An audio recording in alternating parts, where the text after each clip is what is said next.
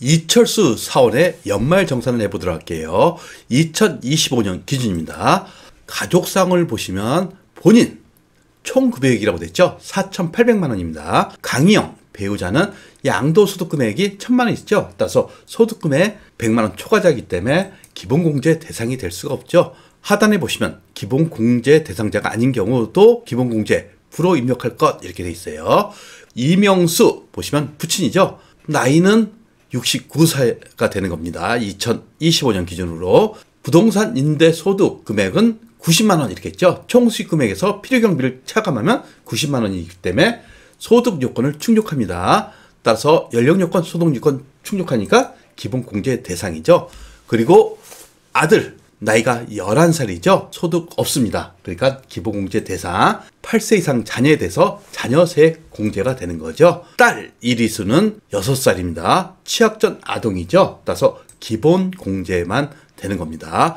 여기까지 한번 입력해 보도록 할게요. 연말정산 추가자료 입력 클릭하시고 사원을 불러오시면 되는 거죠. 이철수 씨를 불러오시면 되는 겁니다. 소득명세서에 보시면 총 금액이 4,800만 원 나타난 거죠. 부양가족 탭에서 이젠 기본공제 여부를 입력하시면 되는 겁니다.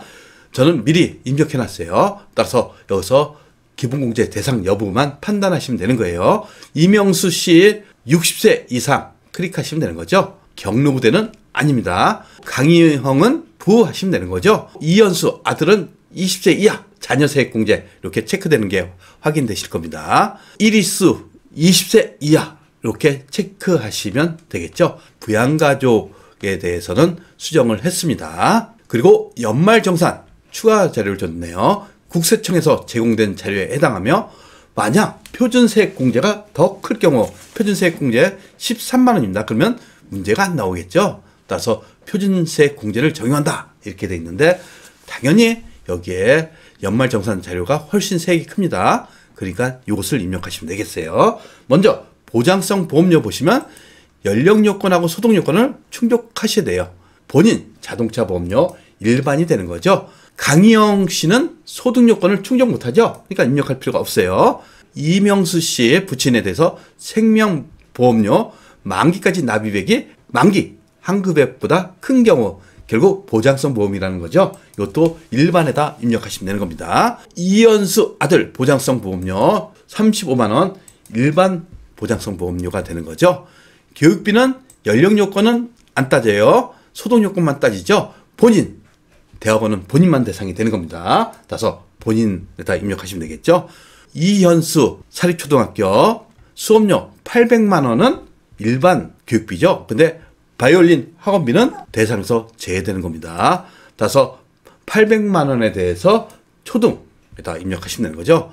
딸 취약전 아동 어린이집 교육비 180만 원 취약전 아동에다 입력하시면 되겠어요. 부양가족 명세에서 교육비하고 보험료를 입력해 보도록 할게요. 먼저 본인 거 선택하시면 되는 거죠. 일반 보장성 보험 클릭하시고 국세청 간소화에 이철수 씨에 대한 거죠. 30만 원 입력하시면 되는 겁니다. 교육비에 대해서 이철수 씨 본인께 있었죠. 국세청 란에다가 500만 원 하고 본인 이렇게 체크하시면 되는 겁니다.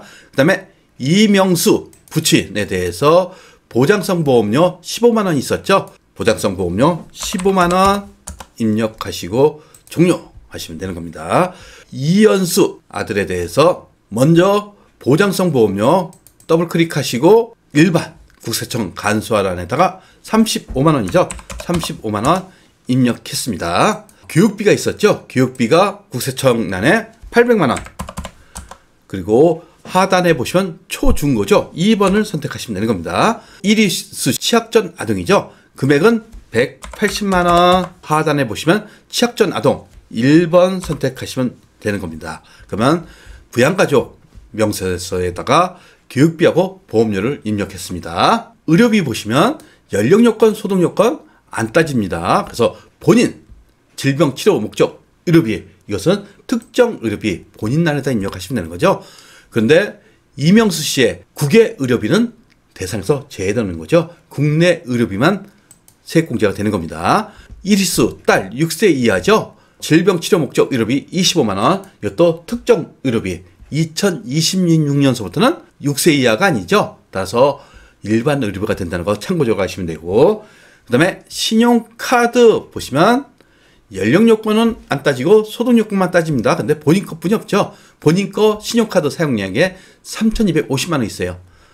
그러면서 전통시장, 대중교통, 도서 등 사용분은 없음 하면서 하단에 단서 조항을 보시면 신용카드 사용에 당연연도 소비 증가는 없다고 가정한다 이렇게 했어요. 결국 소비 증가 부분에 대해서 전년도께 있으면 입력하면 소비 증가분이 자동 계산되겠죠. 소비 증가분은 없다고 가정한다니까 2025년 기준으로 단기권은 거기다 제로로 놔두시면 되는 겁니다. 그러면 먼저 신용카드 등 본인 것뿐이 없었다고 그랬죠. 신용카드 3,250만 원 이렇게 입력하시면 되는 거예요. 그러면 단기란에 이렇게 찍게 돼요. 그러면 2024년이 제로가 되면서 2025년이 3,250만 원이니까 소비 증가분이 발생되죠. 요게 없다고 가정하니까 제로로 입력하셔야 된다는 거.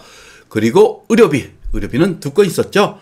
하나는 본인 거, 본인 그리고 국세청장 클릭하시고 상호 입력할 게 없죠. 건수 입력할 거 없고 금액은 105만 원.